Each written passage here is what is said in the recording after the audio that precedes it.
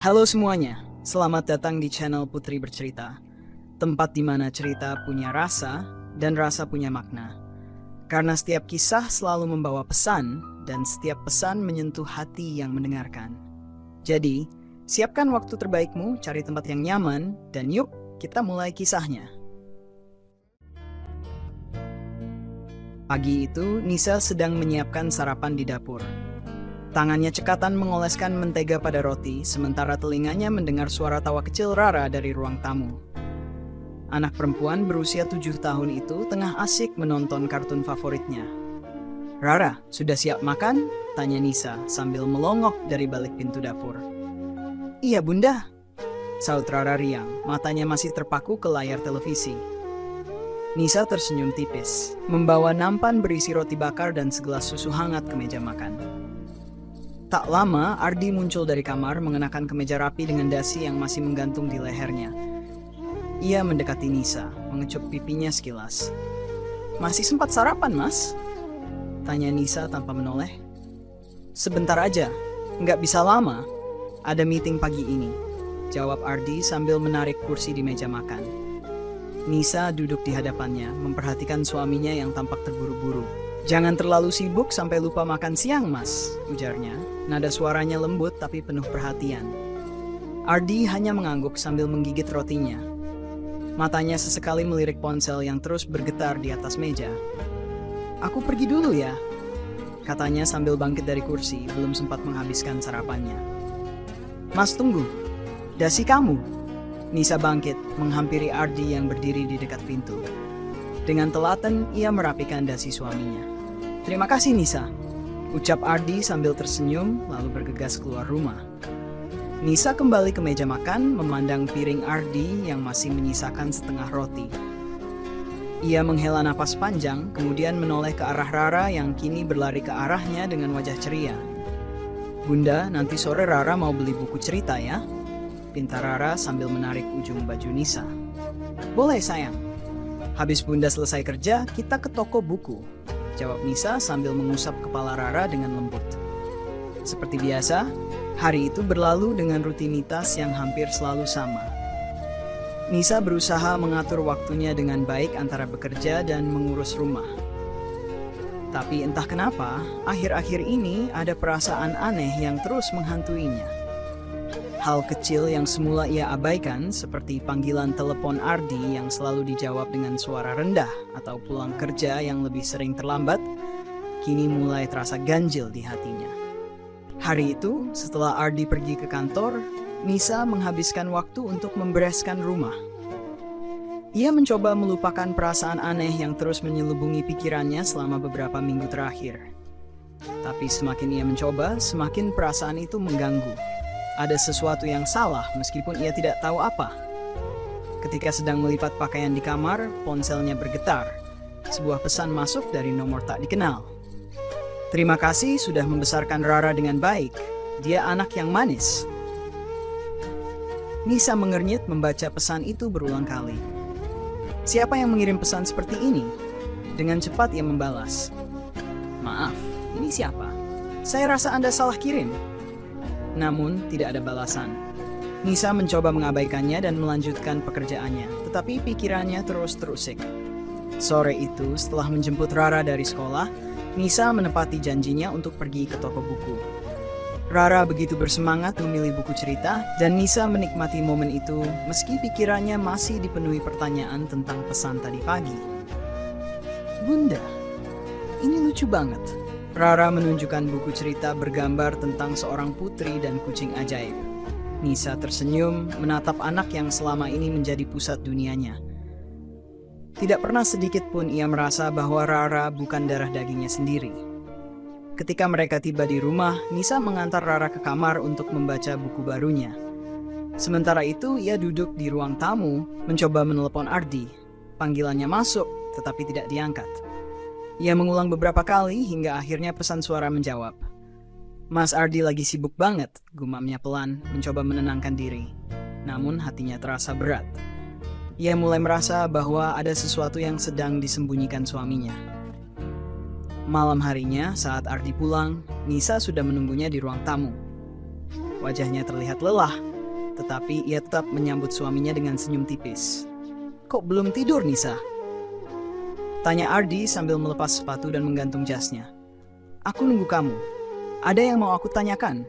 jawab Nisa dengan nada tenang, meskipun dalam hatinya ia sedikit gugup. "Apa?" Ardi menghampirinya, duduk di sebelahnya di sofa. Nisa menatapnya, mencoba membaca ekspresi wajahnya. "Tadi pagi aku dapat pesan dari nomor tak dikenal. Isinya tentang Rara." Wajah Ardi sedikit berubah. Ia mencoba menyembunyikannya, tapi Nisa melihat jelas keraguan di matanya. "Pesan apa?" tanyanya. Suaranya terdengar lebih rendah dari biasanya. "Isinya ucapan terima kasih karena sudah membesarkan Rara." "Mas, siapa yang bisa mengirim pesan seperti itu? Bukankah kita mengadopsi Rara dari yayasan? Kenapa ada orang yang tahu tentang dia?" Ardi terdiam. Ia mengusap wajahnya dengan kedua tangan, lalu mencoba mengalihkan pembicaraan. "Mungkin orang iseng, Nisa. Jangan terlalu dipikirkan." Nisa menggeleng. "Mas, aku nggak bisa mengabaikan ini. Aku butuh penjelasan. Aku juga nggak tahu siapa yang mengirim pesan itu." "Sudah, nggak usah terlalu khawatir."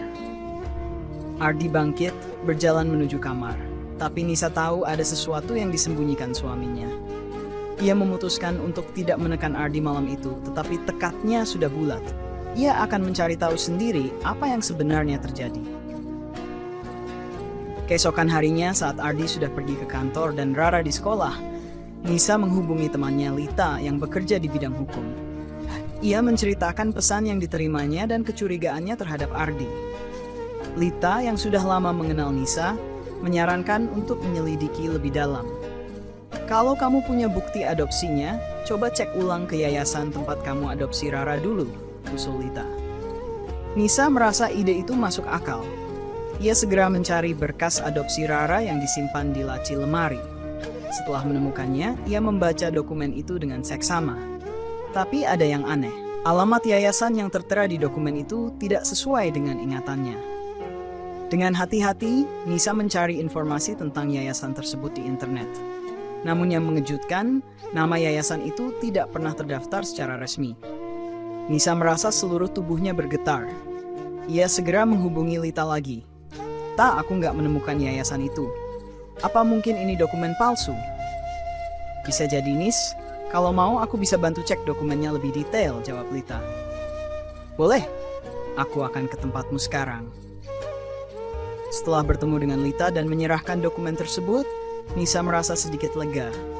Namun ia juga tahu jawaban yang akan ia terima mungkin akan menghancurkan hatinya. Perasaan itu terus menghantui hingga malam tiba. Di meja makan, Ardi tampak seperti biasa, berbicara ringan dengan Rara tentang hari-harinya di sekolah. Tapi Nisa mulai memandangnya dengan cara berbeda. Ada jarak yang tiba-tiba tercipta di antara mereka, meskipun artinya Dariana. Malam itu, setelah memastikan Rara sudah tertidur lelap, Nisa duduk di kamar dengan gelisah. Matanya menatap layar ponsel menunggu kabar dari Lita. Setiap detik terasa begitu lambat hingga akhirnya sebuah pesan masuk. "Nisa, aku sudah cek dokumennya. Ini jelas-jelas palsu. Aku juga coba telusuri nomor registrasi yayasan yang tertera dan hasilnya nihil. Ini bukan dokumen resmi." Pesan itu seperti hantaman keras di dada Nisa. Tangannya bergetar saat mencoba mengetik balasan.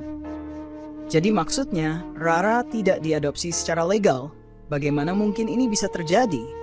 Lita membalas cepat. "Aku nggak tahu pasti, Nis. Tapi kemungkinan besar ada sesuatu yang disembunyikan oleh Ardi. Kamu harus bicara langsung dengannya. Kalau butuh bantuan, aku selalu siap." Nisa meletakkan ponselnya lalu duduk diam di tepi ranjang. Kepalanya penuh dengan berbagai pikiran yang bercampur aduk. 10 tahun pernikahan yang ia jalani dengan Ardi selalu ia anggap sempurna. Meskipun ada kekurangan, mereka tetap saling melengkapi. Tapi sekarang, rasa percaya yang selama ini ia pegang mulai hancur perlahan. Keesokan harinya, Nisa mencoba menjalani harinya seperti biasa. Ia tersenyum pada Rara, memasak sarapan, dan mengantar anak itu ke sekolah. Namun, di dalam hatinya, ada perang yang terus berkecamuk. Ardi sudah berangkat lebih pagi dari biasanya, menghindari percakapan yang berat. Nisa tahu ia tak bisa menunda lebih lama untuk menghadapi suaminya. Setelah mengantar Rara, Nisa kembali ke rumah dan mulai mencari-cari hal lain yang mungkin bisa menjawab pertanyaannya. Ia memeriksa laci-laci meja kerja Ardi, tempat biasa ia menyimpan dokumen penting. Awalnya ia tidak menemukan apa-apa, hingga akhirnya matanya tertuju pada sebuah amplop coklat yang diselipkan di bagian paling bawah. Dengan hati-hati, ia membuka amplop itu. Di dalamnya ada beberapa foto dan saat Nisa melihatnya tubuhnya langsung membeku. Foto-foto itu menunjukkan Ardi bersama seorang wanita lain memegang seorang bayi yang tak lain adalah Rara. Wanita itu terlihat muda dengan senyum yang cerah. Di salah satu foto, mereka terlihat seperti keluarga kecil yang bahagia. Nisa hampir tidak bisa bernapas. Ia segera menelusuri lebih jauh isi amplop itu. Ada selembar surat yang bertuliskan nama wanita tersebut, Dina. Isinya sederhana namun menghancurkan. Dina memohon agar Ardi menjaga Rara dengan baik karena ia tidak bisa merawatnya. Surat itu ditandatangani dengan tanggal 10 tahun lalu, tak lama sebelum Nisa dan Ardi mengadopsi Rara. Hatinya terasa hancur berkeping-keping. Jadi selama ini Rara bukan anak adopsi dari yayasan, melainkan anak hasil hubungan Ardi dengan wanita lain. Dan wanita itu tampaknya telah menghilang dari kehidupan mereka, meninggalkan semua tanggung jawab kepada Ardi. Malam harinya ketika Ardi pulang, Nisa sudah menunggunya di ruang tamu. Amplop coklat itu tergeletak di meja di antara mereka. Ardi berhenti di ambang pintu menatap Nisa dengan raut wajah yang sulit diartikan. "Kamu tahu kenapa aku duduk di sini, Mas?" tanya Nisa dengan suara datar. Ardi tidak menjawab, hanya melangkah perlahan ke arah meja. Ia melihat amplop itu dan raut wajahnya berubah. Ia tahu tidak ada gunanya berpura-pura lagi. "Kenapa, Mas? Kenapa kamu melakukan ini?" Suara Nisa mulai pecah. Ia berusaha menahan air matanya, tetapi pengkhianatan ini terlalu besar untuk ia tanggung. Ardi menghela napas panjang lalu duduk di sofa tepat di seberang Nisa. Ia tidak mencoba menyangkal. "Nisa, aku bisa jelaskan." "Jelaskan apa?" "Kalau selama ini kamu menyembunyikan kebenaran tentang Rara. Kalau selama 10 tahun aku dibohongi." Nisa tidak bisa lagi menahan amarahnya. "Dina, dia muncul di hidupku sebelum aku menikah denganmu." Ardi akhirnya mengaku, suaranya rendah dan penuh rasa bersalah. "Saat itu aku tidak tahu bahwa dia hamil. Aku menikah denganmu, berpikir semuanya sudah selesai. Tapi kemudian dia datang, membawa Rara." Nisa menatapnya dengan tatapan tak percaya. "Jadi saat kamu bilang kita akan mengadopsi anak, sebenarnya kamu sudah tahu ini anakmu sendiri? Dan kamu membiarkan aku percaya bahwa ini anak dari yayasan?" Ardi mengangguk pelan. "Aku tidak tahu harus bagaimana, Nisa. Aku takut kalau aku bilang yang sebenarnya, kamu akan meninggalkan aku. Aku hanya ingin kita tetap bersama." Nisa terdiam, air matanya mengalir deras. "Kamu pikir aku tidak pantas tahu, Mas? Kamu pikir aku bodoh bisa hidup dengan kebohongan ini selamanya?" Ardi mencoba menggenggam tangannya, tetapi Nisa menepisnya. "Aku tidak akan pernah memaafkan ini, Mas. Tidak akan pernah." Malam itu Nisa tidak tidur di kamar. Ia memilih duduk di ruang tamu memikirkan apa yang harus ia lakukan selanjutnya. Di satu sisi ia mencintai Rara seperti anak kandungnya sendiri. Tapi di sisi lain, ia merasa seluruh hidupnya bersama Ardi adalah kebohongan. Dalam keheningan malam, ia membuat keputusan, ia akan melawan kebohongan ini. Ia tidak tahu bagaimana caranya, tetapi ia bertekad untuk tidak lagi menjadi korban dari pengkhianatan ini. Pagi itu, Nisa bangun dengan mata sembab. Tidurnya tidak nyenyak, dan pikirannya terus dihantui oleh percakapan dengan Ardi semalam. Ia masih belum bisa menerima kenyataan bahwa 10 tahun hidupnya dibangun di atas kebohongan. Ardi, yang selama ini dianggap sebagai pria yang jujur dan bertanggung jawab, telah mengkhianatinya dengan cara yang begitu kejam. Saat sarapan, suasana di meja makan terasa tegang. Rara duduk dengan riang bercerita tentang kegiatan sekolahnya, sementara Ardi dan Nisa nyaris tidak berbicara satu sama lain. Ardi mencoba mengangkat topik, tetapi Nisa hanya menjawab singkat, nyaris tanpa ekspresi. Mas Ardi, nanti malam kita bicara lagi, kata Nisa akhirnya, suaranya dingin seperti es. Ardi mengangguk perlahan, tahu bahwa badai besar sedang menunggunya. Malam itu setelah Rara tertidur, Nisa memulai percakapan yang jauh lebih tegang daripada semalam. Ia sudah menyusun pikirannya, dan kali ini ia tidak akan membiarkan Ardi lolos dengan alasan apapun. Mas, aku ingin tahu semua. Jangan ada lagi yang kamu sembunyikan. Aku butuh tahu kebenaran dari awal sampai akhir, ucap Nisa dengan nada tegas. Ardi menghela napas panjang, lalu mulai berbicara. Dina dan aku bertemu sebelum aku kenal kamu. Kami pacaran cukup lama, tapi hubungan itu berakhir. Setelah itu, aku bertemu kamu dan merasa kamu adalah orang yang tepat untukku. Aku tidak tahu kalau Dina sedang hamil waktu itu. Dia tidak pernah bilang apa-apa sampai beberapa bulan setelah kita menikah. Nisa mendengarkan dengan ekspresi dingin, meskipun hatinya terasa seperti dihantam palu berkali-kali. Saat dia datang dengan Rara, aku tidak bisa meninggalkannya begitu saja. Aku juga tidak ingin menghancurkan pernikahan kita. Jadi aku memutuskan untuk membesarkan Rara sebagai anak kita, tanpa memberitahumu. Aku pikir itu jalan terbaik, lanjut Ardi. Nisa tertawa sinis, suaranya terdengar getir. Jalan terbaik? Jalan terbaik untuk siapa, Mas? Untuk kamu? Kamu pikir aku tidak berhak tahu bahwa anak yang selama ini kubesarkan adalah anak hasil perselingkuhanmu? Ini bukan perselingkuhan, Nisa, kata Ardi mencoba membela diri. Aku sudah tidak bersama Dina saat menikah denganmu. Tapi kamu tidak pernah jujur. Kamu membuatku percaya bahwa Rara adalah anak adopsi dari yayasan. Kamu memalsukan dokumen, Mas. Apa kamu tahu berapa besar pengkhianatan ini untukku? Suara Nisa semakin meninggi. Matanya memerah oleh air mata yang kembali mengalir deras. Ardi mencoba mendekat, tetapi Nisa mundur, menepis tangan suaminya. Jangan sentuh aku. Aku tidak tahu lagi siapa kamu. Ardi terdiam. Ia tahu tidak ada kata-kata yang bisa meredakan kemarahan Nisa. Namun ia tetap mencoba. Nisa, aku tahu aku salah. Tapi aku mencintaimu. Aku mencintai keluarga kita. Aku tidak ingin kehilangan kamu atau Rara. Mencintaiku? Nisa tertawa lagi, lebih pahit dari sebelumnya.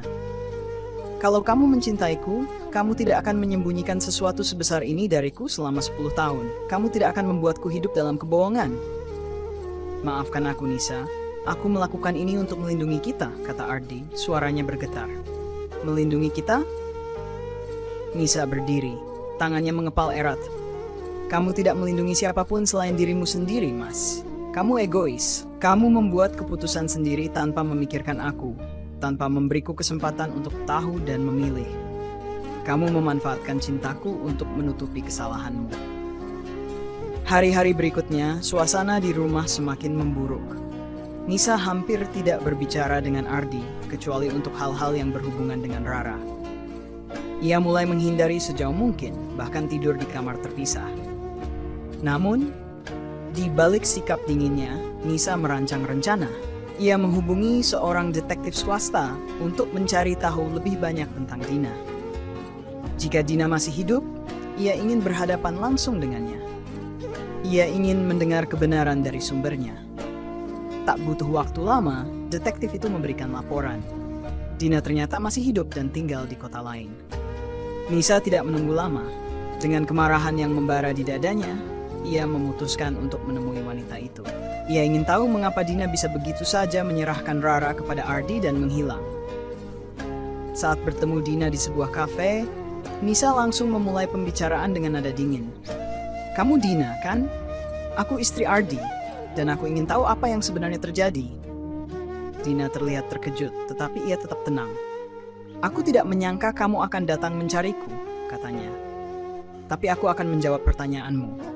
Aku tidak punya alasan untuk berbohong. Nisa menatapnya dengan tajam. Kenapa kamu meninggalkan Rara? Kenapa kamu menyerahkan anak itu pada Ardi? Dan kenapa kamu diam saja selama 10 tahun ini? Dina menghela napas panjang, lalu menjawab, aku tidak punya pilihan. Waktu itu aku masih muda, tanpa pekerjaan, tanpa dukungan. Aku tahu Ardi akan memberikan kehidupan yang lebih baik untuk Rara. Tapi aku tidak pernah berniat menghancurkan pernikahan kalian. Aku hanya ingin anakku punya masa depan. Kamu pikir itu cukup? Suara Nisa bergetar. Kamu menyerahkan anakmu begitu saja dan membiarkan aku membesarkan dia tanpa tahu apa-apa? Kamu tidak merasa bersalah? Dina menunduk. Aku merasa bersalah setiap hari, Nisa. Tapi aku tahu aku tidak punya hak untuk ikut campur lagi setelah keputusan itu. Nisa menggertakkan giginya. Amarahnya tak bisa diredam. Kamu tidak hanya menghancurkan hidupku, Dina. Kamu juga menghancurkan kepercayaan yang kumiliki pada suamiku. Dan aku akan memastikan kalian berdua tidak akan pernah melakukannya lagi. Dina menatap Nisa dengan mata penuh rasa bersalah. Tetapi Nisa tidak peduli. Dalam hatinya, ia sudah bertekad untuk membalas rasa sakit yang selama ini ia pendam.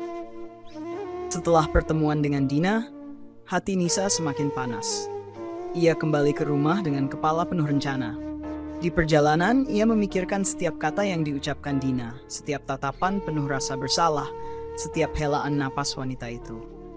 Tapi baginya, semua itu hanya menambah luka, bukan menjelaskan atau memperbaiki apapun. Setibanya di rumah, Rara sedang bermain boneka di ruang tamu. Melihat wajah ceria anak itu, Nisa merasa seolah hatinya diiris. Rara tidak tahu apa-apa, tidak bersalah atas semua ini. Tapi bagaimana ia bisa terus melihat Rara dengan cara yang sama setelah kebenaran terungkap? Bunda, Rara lapar. Masak apa hari ini? Tanya Rara dengan senyuman polos. Nisa tersenyum, meski hatinya berat. Bunda masak ayam goreng kesukaan Rara ya. Rara bersorak kecil dan kembali bermain. Namun, di dalam hati Nisa, amarah kepada Ardi semakin membuncah. Malam itu, ia memutuskan bahwa Ardi harus menghadapi semuanya.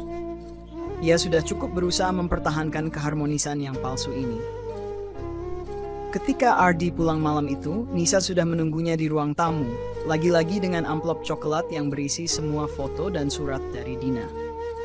Kali ini ekspresi Nisa bukan hanya marah, tapi tegas. Ia sudah membuat keputusan besar. Kamu duduk, katanya tajam tanpa menyambut Ardi seperti biasa. Ardi tampak terkejut dengan nada suara Nisa, tetapi ia menurut. Setelah meletakkan tas kerjanya, ia duduk di sofa. Aku sudah bertemu Dina, kata Nisa, langsung ke intinya. Aku sudah tahu semuanya. Wajah Ardi langsung berubah. Matanya melebar, dan ia terlihat seperti mencari kata-kata, tetapi Nisa tidak memberinya kesempatan. Kamu tahu apa yang paling menyakitkan dari semua ini, Mas? Bukan hanya kebohonganmu, tapi bagaimana kamu mengambil hakku untuk memilih. Aku mungkin akan tetap mencintai Rara, meski tahu dia bukan anakku. Tapi kamu bahkan tidak memberiku kesempatan untuk memutuskan itu sendiri.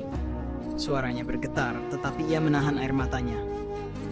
Nisa, aku... Ardi mencoba berbicara, tetapi Nisa memotongnya dengan tajam. Jangan! Aku nggak mau dengar pembelaanmu lagi. Aku sudah mendengar cukup banyak kebohongan darimu selama 10 tahun ini, katanya dengan nada penuh emosi. Ardi menunduk. Ia tidak bisa berkata apa-apa lagi. Kali ini, Nisa memegang kendali penuh. Aku sudah memikirkan ini baik-baik, Mas. Aku nggak bisa hidup seperti ini lagi. Aku nggak bisa melihatmu tanpa merasa dikhianati. Aku nggak bisa berpura-pura bahwa semuanya baik-baik saja, karena tidak pernah ada yang baik dari semua ini. Nisa berkata dengan tegas. Ardi menatapnya, matanya mulai memerah. Kamu mau apa, Nisa? Mau meninggalkan aku? Mau menghancurkan keluarga kita? Nisa tertawa pahit. Keluarga apa, Mas? Keluarga yang kamu bangun di atas kebohongan? Kamu sudah menghancurkannya sejak lama, bahkan sebelum aku tahu apa-apa. Rasa putus asa mulai terlihat di wajah Ardi. Nisa, aku tahu aku salah. Tapi aku benar-benar mencintai kamu dan Rara. Aku nggak bisa kehilangan kalian. Cinta? Nisa menggelengkan kepala, air mata mulai mengalir di pipinya. Kalau ini cinta, aku nggak butuh cinta yang seperti ini. Kamu bahkan tidak menghargai aku sebagai istrimu. Suasana hening sesaat, hanya terdengar suara detik jam di dinding. Akhirnya, Nisa melanjutkan. Aku mau kita pisah. Kata-kata itu jatuh seperti bom di ruangan. Ardi langsung menegang, menatap Nisa dengan tatapan penuh keterkejutan. Nisa, kamu nggak serius kan? Kita punya Rara. Dia butuh kita berdua. Rara butuh kejujuran. Aku nggak mau membesarkan dia di lingkungan yang penuh dengan kebohongan. Dia butuh stabilitas. Dan aku nggak yakin aku bisa memberikannya kalau aku terus hidup bersamamu, kata Nisa. Suaranya tegas meski hatinya hancur. Ardi mencoba mendekati Nisa, tetapi ia mundur. Mas, aku nggak minta kamu pergi dari hidup Rara. Dia tetap anakmu. Tapi aku nggak bisa lagi menjadi istri yang memaafkan segalanya. Beberapa minggu berlalu, suasana di rumah berubah drastis. Nisa mengajukan gugatan cerai, sementara Ardi mencoba segala cara untuk memperbaiki situasi. Ia berkali-kali memohon pada Nisa, bahkan melibatkan keluarga mereka, tetapi Nisa tetap pada keputusannya. Bagi Nisa, keputusan ini bukan hanya tentang Ardi. Ini tentang dirinya sendiri, tentang harga dirinya yang telah diinjak-injak selama 10 tahun tanpa ia sadari. Ia tahu bahwa mencintai seseorang tidak berarti harus mengorbankan dirinya sepenuhnya, terutama ketika cinta itu telah ternoda oleh pengkhianatan sebesar ini. Pada akhirnya, Nisa sadar, meskipun perpisahan itu menyakitkan, ia harus melakukannya demi dirinya sendiri dan demi Rara. Setelah gugatan cerai diajukan, suasana di rumah semakin berat. Ardi tidak lagi tinggal di rumah, tetapi ia tetap datang untuk bertemu dengan Rara. Namun, Nisa menjaga jarak. Ia memastikan setiap pertemuan Ardi dengan Rara berlangsung tanpa banyak interaksi antara dirinya dan pria itu. Bagi Rara, perubahan ini membingungkan. Anak itu sering bertanya, "Kenapa ayah sekarang tidur di tempat lain, Bunda? Kenapa ayah nggak makan malam sama kita lagi?" Nisa selalu berusaha menjawab dengan lembut, meski hatinya perih. "Ayah lagi sibuk, sayang." Tapi ayah tetap sayang sama Rara, sama seperti Bunda. Namun, pertanyaan-pertanyaan itu terus menghantuinya. Rara terlalu kecil untuk mengerti bahwa dunia yang ia kenal sedang runtuh. Suatu malam, Nisa duduk di kamar setelah memastikan Rara tidur. Ia memandangi foto keluarga mereka yang tergantung di dinding. Foto itu diambil beberapa tahun lalu saat mereka sedang liburan di pantai. Senyum di wajah Ardi, dirinya, dan Rara terlihat begitu bahagia, begitu tulus. Tapi sekarang, Nisa tahu betapa rapuhnya kebahagiaan itu. Tiba-tiba, ponselnya berbunyi. Nama Lita muncul di layar. Nisa ragu sejenak, lalu mengangkatnya. "Halo," sapanya, suaranya terdengar lelah. "Nis, aku cuma mau tahu kabar kamu," suara Lita terdengar penuh perhatian. "Aku tahu ini nggak mudah buat kamu." Nisa menghela napas. "Nggak mudah sama sekali, Lita. Aku terus bertanya-tanya, apa aku terlalu keras? Apa aku seharusnya memberi Ardi kesempatan? Tapi kalau kamu terus bertanya begitu, kamu nggak akan pernah tenang, Nis," kata Lita tegas. "Ini bukan soal keras atau nggak keras. Ini soal kamu menjaga dirimu sendiri. Ardi sudah punya 10 tahun untuk jujur, tapi dia memilih berbohong." Nisa terdiam, lalu mengangguk meski Lita tidak bisa melihatnya. "Aku tahu kamu benar. Tapi aku nggak bisa menghindari rasa bersalah ini, Lit. Aku nggak tahu apa keputusan ini akan melukai Rara." "Rara lebih kuat dari yang kamu kira," balas Lita lembut. "Yang penting, dia tahu bahwa kamu dan Ardi tetap ada untuknya, meski kalian nggak bersama lagi." Nisa menutup telepon dengan sedikit rasa lega, meskipun hatinya masih berat. Ia tahu perjalanan ini belum selesai, tetapi dukungan dari sahabatnya memberikan sedikit harapan. Beberapa hari kemudian, Ardi datang untuk bertemu Rara. Ia membawa boneka baru, sesuatu yang selalu berhasil membuat anak itu tersenyum. Namun, kali ini Rara terlihat tidak seceria biasanya. "Rara, kenapa? Kok murung?" tanya Ardi sambil duduk di lantai sejajar dengan anaknya. Rara menunduk, memeluk boneka lama kesayangannya. "Rara nggak suka ayah pergi. Kenapa ayah nggak di rumah lagi?" Pertanyaan itu menghantam Ardi seperti palu. Ia terdiam, tidak tahu harus berkata apa. Matanya melirik ke arah Nisa, yang berdiri di ambang pintu dapur. Nisa hanya menggelengkan kepala pelan, seolah berkata, "Kamu harus hadapi ini sendiri." Ardi menarik napas panjang, lalu memeluk Rara. "Ayah masih sayang sama Rara. Ayah nggak kemana-mana kok. Kalau Rara butuh ayah, Rara tinggal bilang ayah akan datang." "Tapi kenapa ayah nggak tinggal sama Bunda lagi?" Rara bertanya lagi, kali ini dengan mata berkaca-kaca. Ardi merasa tenggorokannya tercekat. "Kadang, ayah sama Bunda perlu waktu sendiri-sendiri. Tapi itu nggak berarti ayah nggak sayang sama Rara ya?" Rara mengangguk pelan. tetapi air mata tetap mengalir. Ardi memeluk anak itu lebih erat, merasa hatinya hancur. Dari kejauhan, Nisa menyaksikan adegan itu dengan perasaan campur aduk. Ia tahu bahwa Rara membutuhkan kehadiran Ardi, tetapi ia juga tidak bisa mengabaikan rasa sakit yang ditinggalkan pria itu. Untuk pertama kalinya, Nisa merasa ragu dengan keputusannya. Apakah ia sedang menghukum Ardi, ataukah ia hanya berusaha menyelamatkan dirinya sendiri? Hari-hari berikutnya, Nisa mencoba fokus pada kehidupannya sendiri. Ia mulai mengambil pekerjaan paruh waktu untuk mengisi waktu, mengalihkan pikirannya dari kekacauan yang baru saja terjadi. Di sela-sela kesibukan, ia juga mulai merancang masa depan untuk dirinya dan Rara, tanpa kehadiran Ardi di dalam rumah. Namun, setiap malam saat ia menatap kamar Rara, rasa bersalah itu kembali menghantuinya. Ia tahu bahwa Rara tidak akan pernah sepenuhnya memahami apa yang terjadi antara dirinya dan Ardi. Dan yang lebih menyakitkan, ia merasa bahwa keputusan ini tidak hanya menghancurkan pernikahannya, tetapi juga merenggut sebagian dari kebahagiaan Rara. Suatu malam, Rara datang ke kamarnya, membawa boneka kesayangannya. "Bunda, Rara mau tidur sama Bunda malam ini." Nisa tersenyum lembut, lalu mengangguk. "Tentu, sayang." Saat Rara tertidur di pelukannya, Nisa menyadari satu hal. Apapun yang terjadi, ia tidak akan pernah berhenti mencintai anak ini. Rara adalah bagian dari hidupnya, meski kebenaran tentang asal-usulnya telah menghancurkan banyak hal. Dan untuk itu, ia harus kuat. Ia harus memastikan bahwa Rara tumbuh dengan cinta, meskipun dunia di sekitarnya tidak lagi sempurna. Hari-hari berlalu, dan hubungan antara Nisa dan Ardi semakin renggang. Meskipun mereka berusaha menjaga hubungan baik demi Rara, perasaan sakit hati dan pengkhianatan tidak bisa hilang begitu saja. Namun satu hal yang tidak Nisa duga adalah bahwa setelah semua ini, masalah lain mulai muncul. Suatu sore, Nisa sedang membereskan kamar Rara. Ia menemukan sebuah buku gambar kecil di bawah tempat tidur anaknya. Di dalamnya, Rara menggambar banyak hal.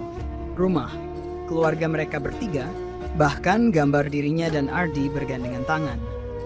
Namun ada satu gambar yang membuat Nisa tertegun. Di gambar itu ada sosok wanita yang tidak dikenal berdiri di samping Ardi, sementara Nisa terlihat di pojok seperti sedang menangis. Hati Nisa berdebar. Ia bertanya-tanya apakah Rara pernah bertemu Dina tanpa sepengetahuannya. Tetapi kapan? Bagaimana? Pertanyaan-pertanyaan itu mengguncangnya. Ia tidak ingin percaya bahwa Ardi akan seceroboh itu ya, tetapi bukti di tangannya tidak bisa diabaikan. Malamnya Nisa tidak bisa tidur. Pikirannya dipenuhi spekulasi dan rasa penasaran yang semakin besar akhirnya mendorongnya untuk bertanya langsung pada Ardi. Ia menghubungi pria itu dan memintanya datang ke rumah.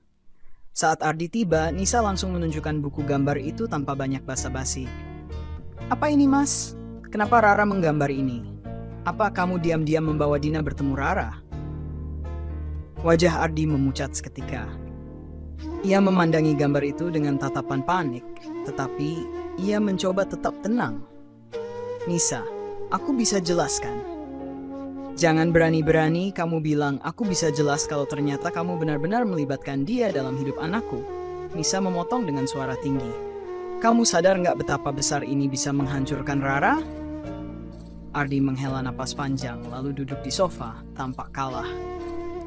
"Nisa, aku nggak pernah sengaja mempertemukan mereka, tapi Dina pernah datang. Dia ingin melihat Rara dari jauh.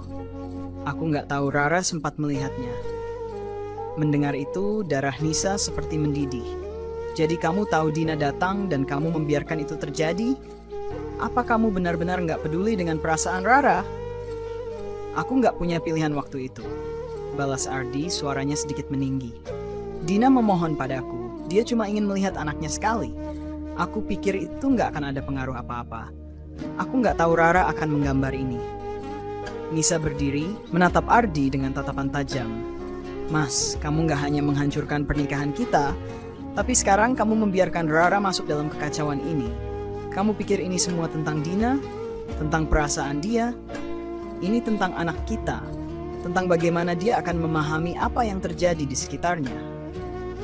"Aku tahu aku salah," Ardi berkata. suaranya melemah. Tapi aku nggak bisa terus-menerus menolak Dina. Dia punya hak sebagai ibu kandung Rara. Dan aku juga punya hak sebagai ibu yang selama ini membesarkan dia. Nisa membalas dengan emosi yang meluap. Kalau kamu lebih memilih hak Dina, aku akan pastikan Rara nggak terlibat lagi dalam kebohongan kalian berdua.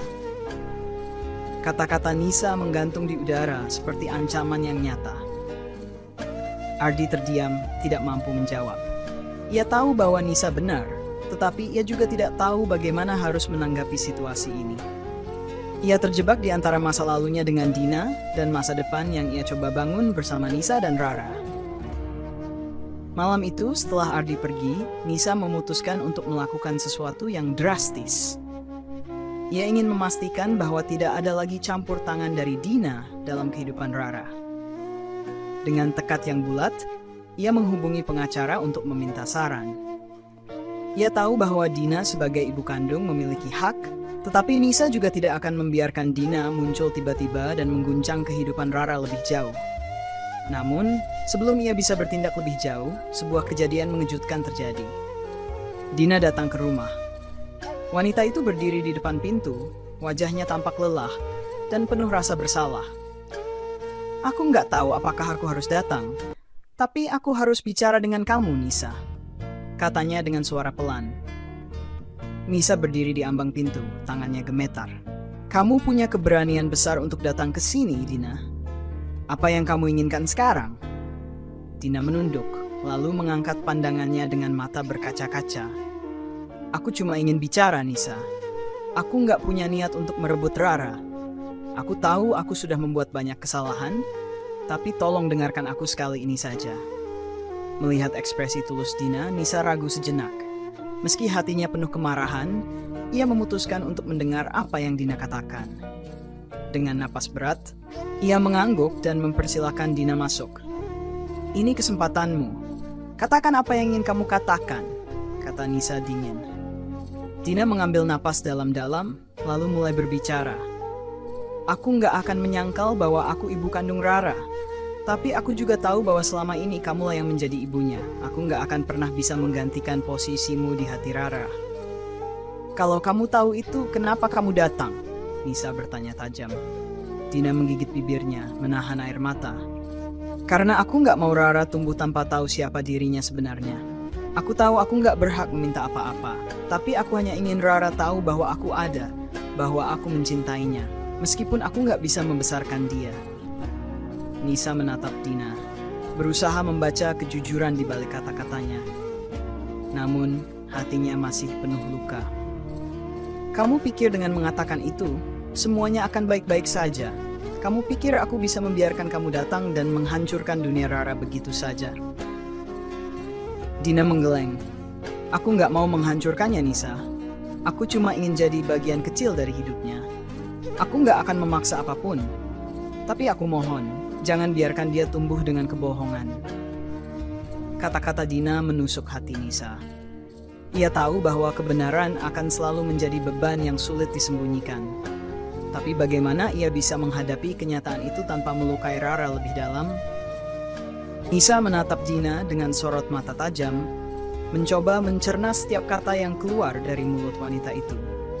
Kata-kata Dina terus terngiang di telinganya. Aku cuma ingin jadi bagian kecil dari hidupnya. Namun bagi Nisa, permintaan itu bukan hal kecil. Itu adalah bom waktu yang siap menghancurkan segala kestabilan yang ia coba bangun untuk Rara. Apa kamu tahu berapa lama aku berjuang untuk menjaga Rara bahagia? Nisa akhirnya membuka suara. Suaranya terdengar rendah, tetapi tegas. Kamu hanya datang ketika semuanya sudah hancur. Ketika aku dan Ardi sudah tidak bisa lagi menyebut ini keluarga. Kamu tidak tahu betapa sulitnya hidup kami setelah kebohongan ini terungkap. Dina menggigit bibirnya, menundukkan kepala. Aku tahu, Nisa. Dan aku tahu aku tidak punya hak untuk meminta apapun. Tapi aku juga tidak bisa diam. Rara adalah darah dagingku. Dan apa yang membuatmu berpikir bahwa darah daging saja cukup untuk memberimu tempat dalam hidupnya? Nisa memotong, matanya berkilat. Aku adalah ibunya. Aku yang bangun tengah malam saat dia demam. Aku yang menenangkan dia saat dia mimpi buruk. Aku yang berjuang memastikan dia merasa dicintai meskipun hidup kami berantakan. Di mana kamu saat itu, Dina? Dina terdiam, matanya mulai basah oleh air mata. Ia tahu pertanyaan itu tidak bisa dijawab. Ia tidak bisa kembali ke masa lalu untuk memperbaiki kesalahan yang ia buat. Aku tahu aku sudah gagal, Nisa. Aku tahu aku tidak akan pernah bisa menggantikan posisimu. Tapi aku hanya ingin dia tahu aku ada. Itu saja. Nisa menghela napas panjang, menekan rasa marah yang masih bergolak di dadanya. Kalau aku membiarkan dia tahu tentangmu, itu bukan untukmu. Itu untuk Rara, karena aku tidak ingin dia tumbuh dengan rahasia yang menghancurkan. Tapi kamu harus tahu batasmu, Dina. Tidak akan membiarkanmu mengambil tempat yang bukan milikmu. Dina mengangguk pelan. Aku mengerti. Aku tidak akan melangkahi batas itu. Setelah pertemuan itu, Nisa merasa seolah membawa beban baru di pundaknya. Ia tahu keputusan untuk memberitahu Rara tentang Dina bukanlah hal yang bisa dilakukan dengan mudah. Ia tidak hanya memikirkan dampaknya pada Rara, tetapi juga pada dirinya sendiri. Bagaimana ia akan menjelaskan semuanya tanpa membuat anak itu merasa kehilangan arah? Beberapa hari kemudian, saat Rara sedang bermain di taman belakang rumah, Nisa duduk di kursi teras, memandangi anaknya dengan pikiran yang berkecamuk. Di satu sisi, ia ingin melindungi Rara dari kebingungan dan rasa sakit. Tetapi di sisi lain, ia tahu bahwa kebenaran, seburuk apapun, lebih baik daripada kebohongan yang berkepanjangan. Sore itu, Nisa memutuskan untuk memulai pembicaraan. Ia mendekati Rara yang sedang sibuk membuat mahkota bunga dari daun-daun yang ia kumpulkan. Rara, Bunda mau ngomong sesuatu, kata Nisa duduk di sampingnya. Rara menatap ibunya dengan senyum cerah. Ngomong apa, Bunda? Tentang hadiah? Nisa tersenyum kecil mencoba menyembunyikan kegelisahannya. Bukan, sayang. Ini tentang sesuatu yang penting. Tentang Bunda, Ayah, dan kamu. Rara mengernyitkan dahi, menghentikan aktivitasnya. Apa, Bunda? Nisa menarik napas dalam-dalam. Rara tahu nggak kalau kamu itu anak yang sangat istimewa?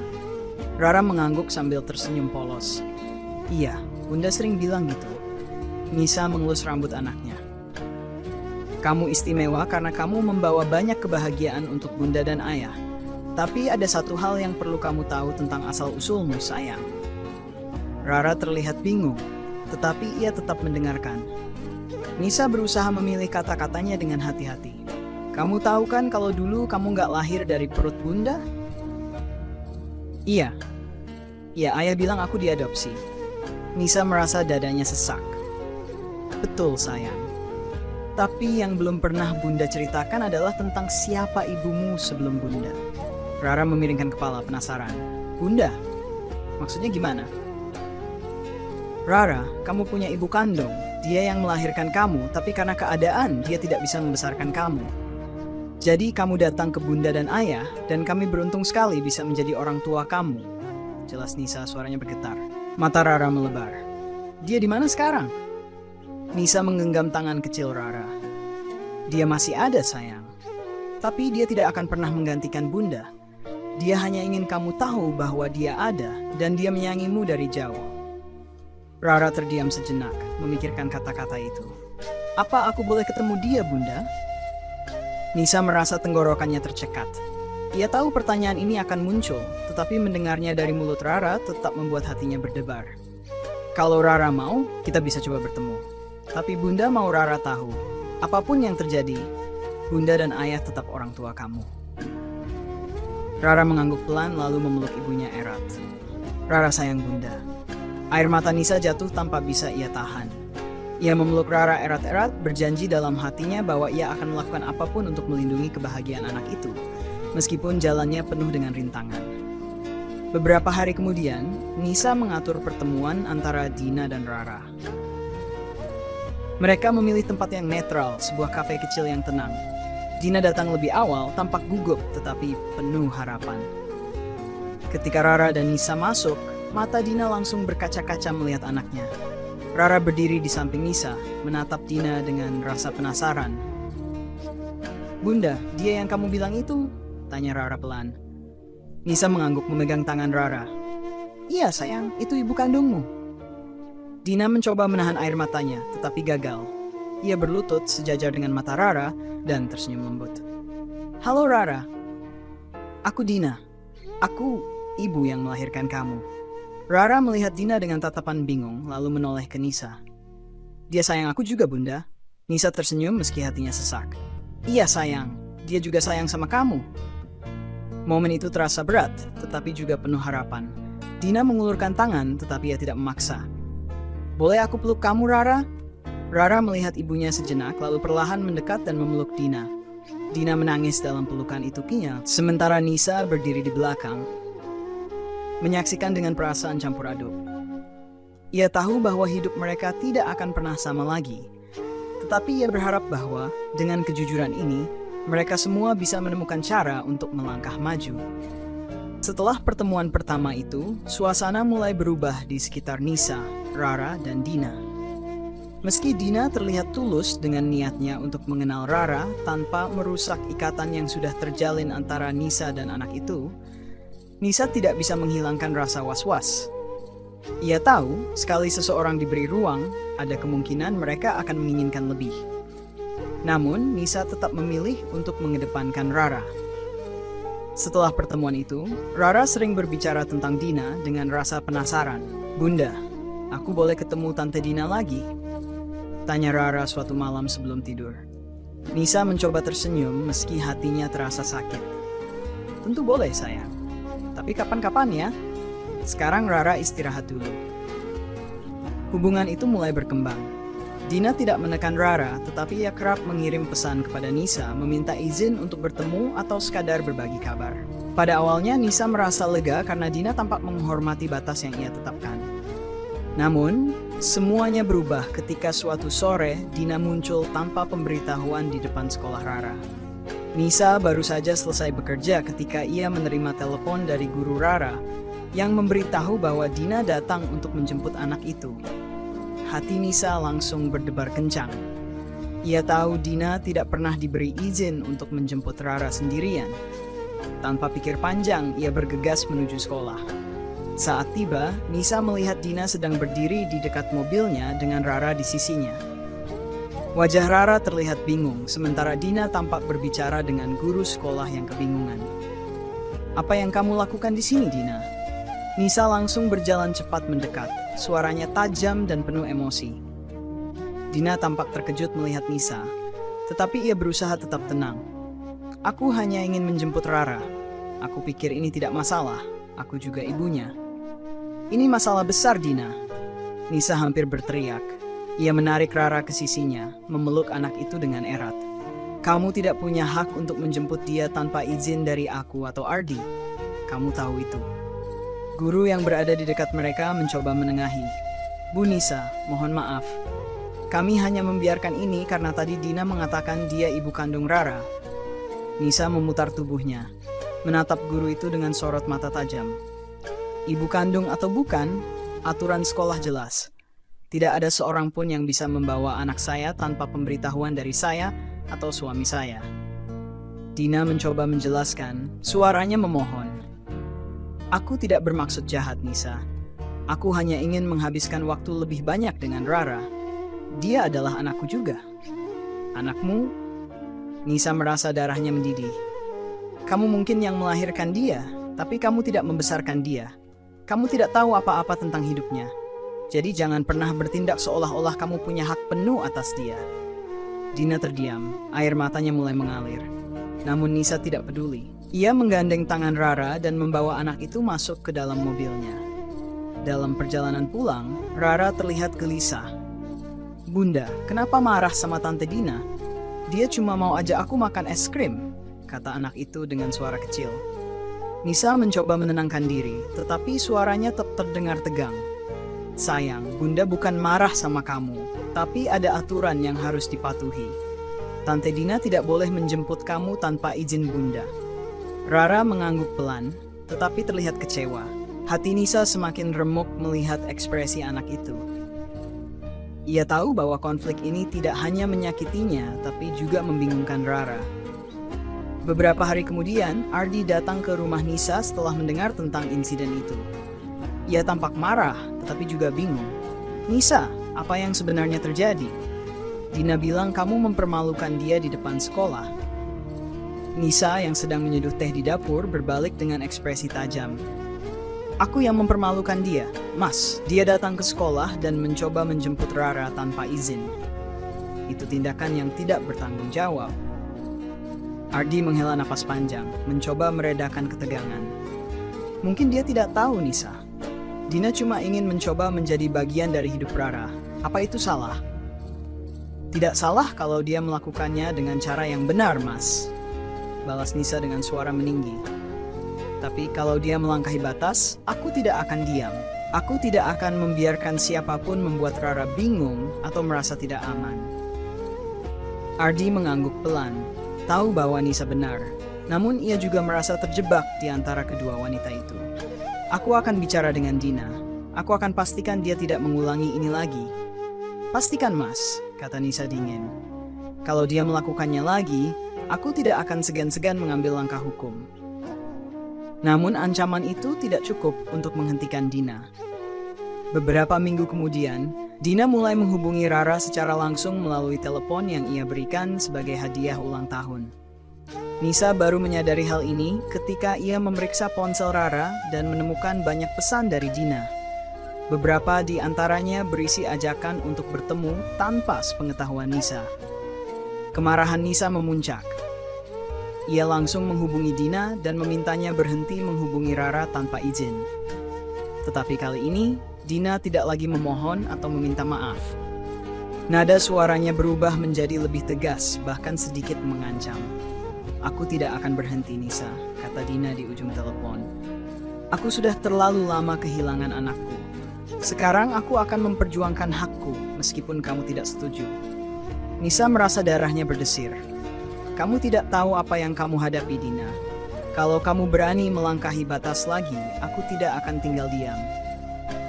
Dina tertawa kecil, suara tawanya terdengar dingin. Coba saja, Nisa. Kita lihat siapa yang menang.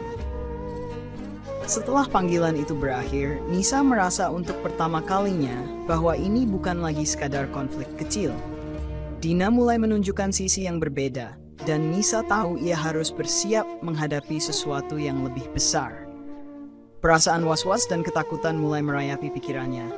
Ia sadar, pertarungan ini belum berakhir, dan Dina tidak akan mundur dengan mudah. Nisa tak bisa tidur malam itu. Kata-kata Dina di telepon terus terngiang di pikirannya, memantik rasa cemas yang tak kunjung reda. Ia tahu bahwa Dina bukan hanya sekadar ibu kandung yang ingin mengenal anaknya, tetapi juga seseorang yang berani melangkahi batas. Apa yang awalnya terlihat sebagai keinginan sederhana, kini berubah menjadi ancaman nyata bagi kestabilan keluarga Nisa. Esok paginya, Nisa memutuskan untuk berbicara dengan Ardi. Saat mereka duduk di ruang tamu, wajah Nisa terlihat tegang. Ardi yang baru saja bangun dan belum sepenuhnya sadar, langsung menyadari ada sesuatu yang tidak beres. Ada apa lagi, Nisa? Tanya Ardi sambil menyeruput kopi. Dina, dia semakin melampaui batas, jawab Nisa tanpa basa-basi. Aku menemukan pesan-pesan di ponsel Rara. Dia menghubungi Rara langsung, Mas, tanpa sepengetahuanku. Ardi mengerutkan kening, meletakkan cangkirnya. Pesan apa? Apa dia mencoba mengaruhi Rara? Nisa mengangguk, matanya penuh amarah. Bukan hanya pesan, dia mengajak Rara bertemu diam-diam. Dan ketika aku mencoba menghentikannya, dia malah mengancam. Ardi menghela napas panjang, mengusap wajahnya dengan kedua tangan. Aku akan bicara lagi dengan Dina. Aku tidak tahu apa yang membuat dia berpikir bisa bertindak seperti ini. Mas, ini lebih dari sekadar bicara, potong Nisa, suaranya naik. Aku merasa Dina tidak akan berhenti. Dia sudah berani mengancam. Dia bisa saja mengambil langkah yang lebih berbahaya. Ardi menatap Nisa dengan pandangan serius. Apa yang kamu mau aku lakukan, Nisa? Kalau aku melarang dia total, dia bisa saja membawa ini ke pengadilan. Dina adalah ibu kandung Rara. Dia punya hak hukum. Tapi aku yang membesarkan Rara. Nisa memekik, suaranya bergetar. Aku yang mengorbankan segalanya untuk memastikan Rara bahagia. Apa semua itu tidak ada artinya hanya karena Dina punya ikatan darah? Suasana di antara mereka memanas. Ardi mencoba meredakan ketegangan. Tetapi Nisa terlalu marah untuk mendengarkan. Akhirnya, Ardi hanya bisa berkata, "Aku akan coba bicara dengan Dina sekali lagi. Tapi aku minta kamu juga bersabar, Nisa. Ini bukan situasi yang mudah untuk siapapun." Sementara itu, Dina semakin nekat. Beberapa hari kemudian, Nisa menerima surat panggilan mediasi dari pengadilan. Dina telah mengajukan permohonan hak asuh bersama atas Rara. Surat itu jatuh seperti petir di siang bolong. Nisa membaca setiap kata dengan tangan bergetar. "Apa dia sudah gila?" gumam Nisa dengan suara bergetar. Ia langsung menghubungi Ardi, memberitahunya tentang surat itu. Ardi, yang sedang berada di kantornya, terdengar terkejut. "Dia membawa ini ke pengadilan? Dina serius?" "Ya mas," jawab Nisa dengan suara penuh emosi. "Dan aku tidak akan membiarkan ini terjadi." Hari mediasi tiba dan suasana di ruangan pengadilan terasa tegang. Dina duduk di satu sisi meja bersama pengacaranya, sementara Nisa dan Ardi duduk di sisi lain. Rara tidak diizinkan hadir dalam pertemuan itu, tetapi keberadaannya terasa di setiap pembicaraan. Pengacara Dina berbicara lebih dulu, menjelaskan bahwa kliennya hanya ingin mendapatkan waktu untuk mengenal anaknya. "Klien kami tidak berniat mengambil alih hak asuh penuh," kata pengacara itu. "Dia hanya ingin membangun hubungan yang sehat dengan anak kandungnya."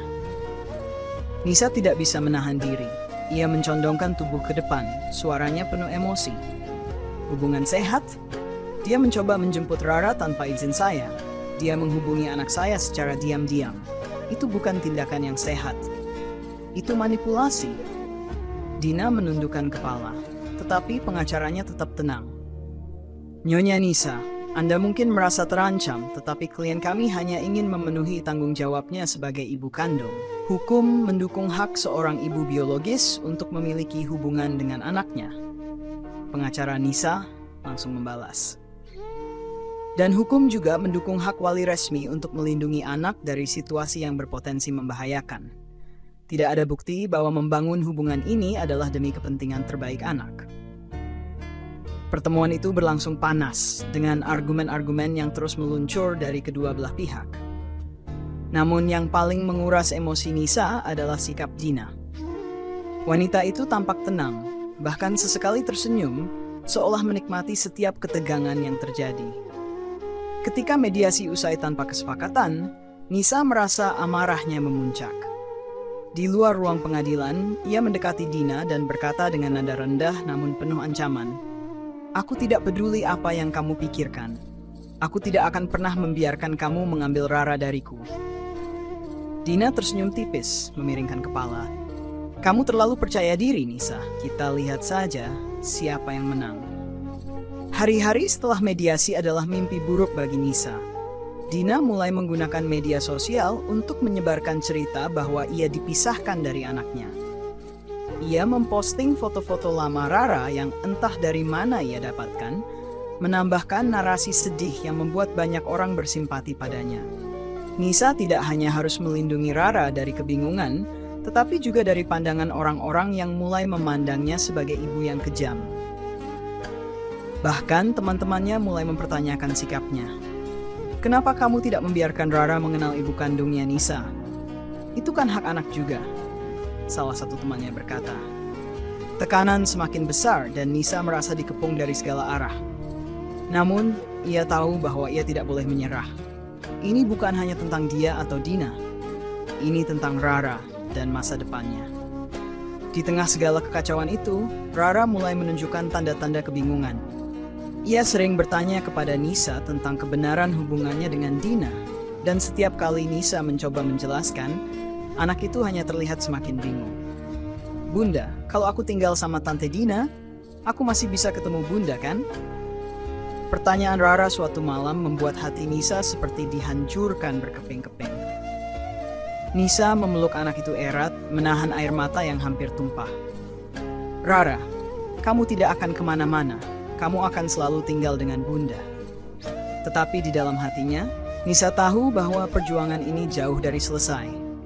Dina tidak akan berhenti dan Nisa harus mempersiapkan diri untuk pertempuran yang lebih besar. Seminggu setelah mediasi yang gagal, suasana di rumah Nisa semakin tegang. Ardi berusaha untuk tetap tenang, tetapi ia tahu bahwa pernikahannya dengan Nisa kini terancam. Nisa yang selalu fokus pada Rara kini terobsesi dengan perselisihan itu. Setiap saat ia merasa bahwa keputusan Dina untuk terus mendekati Rara bukan hanya ancaman bagi statusnya sebagai ibu, tetapi juga bagi masa depan anak mereka. Nisa dan Ardi sering bertengkar, meski mereka berdua merasa terjepit dalam situasi yang semakin sulit. Ardi mencoba meyakinkan Nisa bahwa Dina masih punya hak untuk bertemu dengan Rara, tetapi Nisa tidak bisa terima.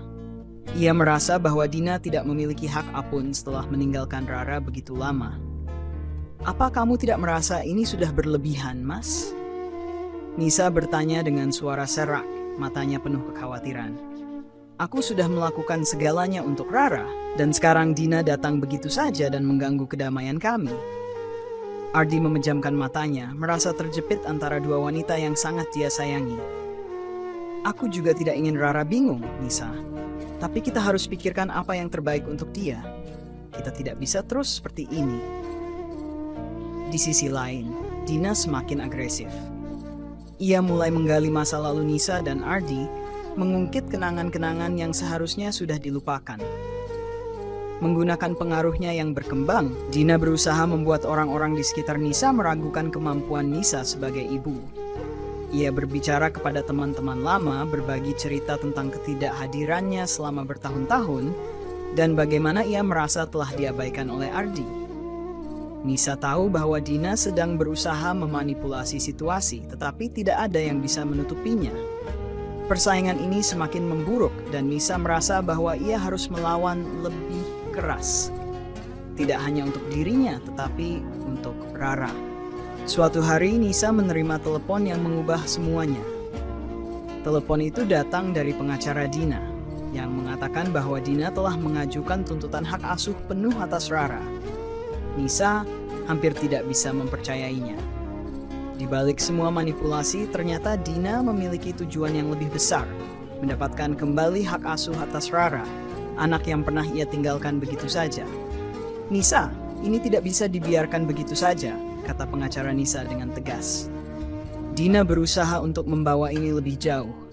Kita harus bersiap menghadapi pertempuran hukum yang lebih besar." Rasa putus asa melanda Nisa. Ia merasa setiap langkah yang ia ambil hanya berujung pada konflik yang semakin dalam.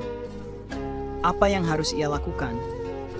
Menghadapi Dina di pengadilan berarti ia akan menghadapi kenyataan bahwa ia tidak hanya bertarung untuk haknya sebagai ibu, tetapi juga untuk masa depan Rara yang bisa hancur oleh semua pertikaian ini. Nisa merasa bahwa ia telah berkorban terlalu banyak untuk Rara. Rara adalah kehidupannya. Segala pengorbanan, kerja keras, dan cinta yang ia beri selama bertahun-tahun untuk membesarkan anak itu seolah tidak dihargai. Ia harus menang. Tidak hanya untuk dirinya, tetapi juga untuk Rara yang tidak pernah memilih berada di tengah konflik ini. Proses hukum berjalan dengan cepat. Rara mulai terlihat semakin bingung dan gelisah, terjebak di antara dua dunia yang berlawanan. Di satu sisi, ada Nisa yang selalu ada untuknya, yang telah merawat dan melindunginya sejak kecil. Di sisi lain, ada Dina yang terus berusaha mendekatinya, berjanji akan memberi Rara segala yang ia inginkan. Sementara itu, Nisa berjuang di pengadilan dengan sepenuh hati. Setiap pertemuan dengan pengacara Dina membuat hatinya semakin sakit.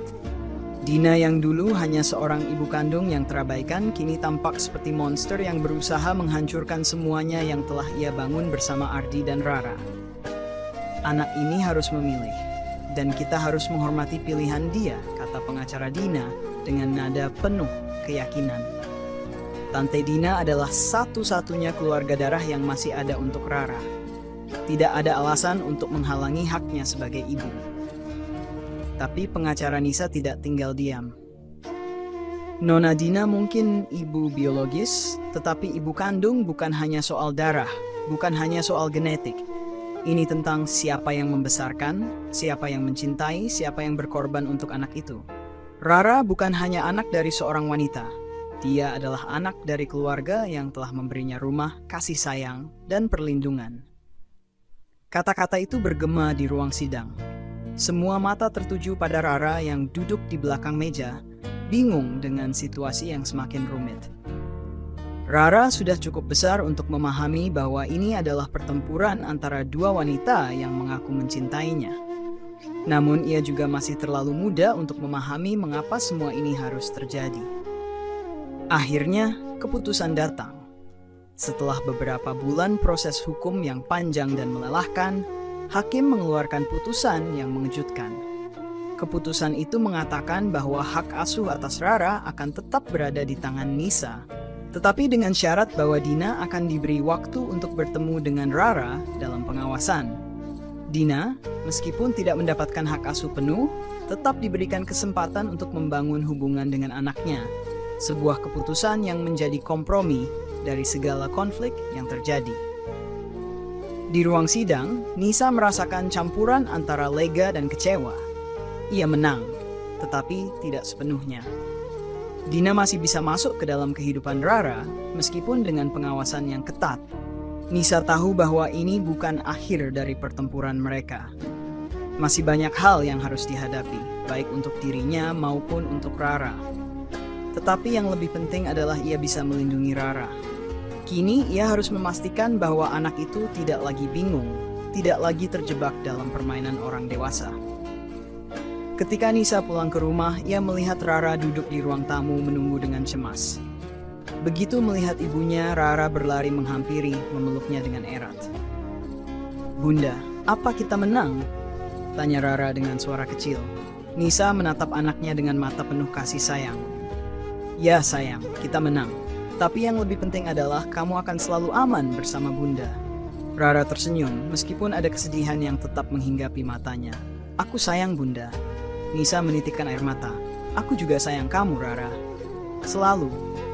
Di tengah ketegangan yang akhirnya mereda, Nisa menyadari bahwa ini bukanlah akhir. Ini adalah awal dari babak baru dalam hidup mereka. Dan meskipun tantangan belum berakhir, mereka akan menghadapinya bersama. Tahun demi tahun berlalu, dan meskipun pertempuran hukum dengan Dina tidak pernah sepenuhnya berakhir, kehidupan Nisa dan Rara mulai kembali tenang. Meskipun Dina diberi hak untuk bertemu dengan Rara secara berkala, Nisa selalu memastikan bahwa setiap pertemuan itu tidak akan mengganggu kestabilan hidup anaknya. Ia tidak pernah membiarkan perasaan takut atau cemas menguasai dirinya. Semua yang ia lakukan adalah demi melindungi Rara. Pada suatu hari, ketika Rara sudah beranjak remaja, ia mengunjungi Nisa di ruang tamu dengan senyum lebar yang penuh makna. "Bunda," katanya dengan suara yang ceria namun penuh kedalaman, "aku sudah mengerti sekarang." Nisa menatap Rara dengan pandangan penuh kasih sayang. "Apa yang kamu maksud, sayang?" Rara duduk di sebelah Nisa, tangannya menggenggam tangan ibu yang selalu ada untuknya. "Aku mengerti sekarang kenapa Bunda selalu begitu tegas. Kenapa kamu selalu melindungiku, bahkan ketika aku merasa bingung dan terjebak di antara dua dunia." Nisa mengusap rambut Rara dengan lembut. "Karena kamu adalah segalanya bagiku, Rara. Aku tidak pernah ingin kamu merasa terbuang atau terluka. Setiap keputusan yang aku buat adalah untuk kebahagiaanmu. Aku akan selalu ada untukmu, tidak peduli apapun yang terjadi." Rara memeluk Nisa erat. "Aku tahu, Bunda. Aku tahu bahwa kamu adalah ibu terbaik yang bisa aku miliki. Tidak peduli siapapun yang datang dan pergi dalam hidupku, aku selalu akan memilih kamu." Kata-kata itu menggetarkan hati Nisa. Di saat-saat seperti ini, semua perjuangan yang ia hadapi terasa sepadan. Tidak peduli betapa sulitnya jalan yang harus ditempuh, kebahagiaan Rara adalah segalanya baginya. Di luar sana, Dina masih mencoba untuk membangun hubungan dengan Rara, meskipun hubungan mereka tidak pernah menjadi seperti yang diinginkan Dina.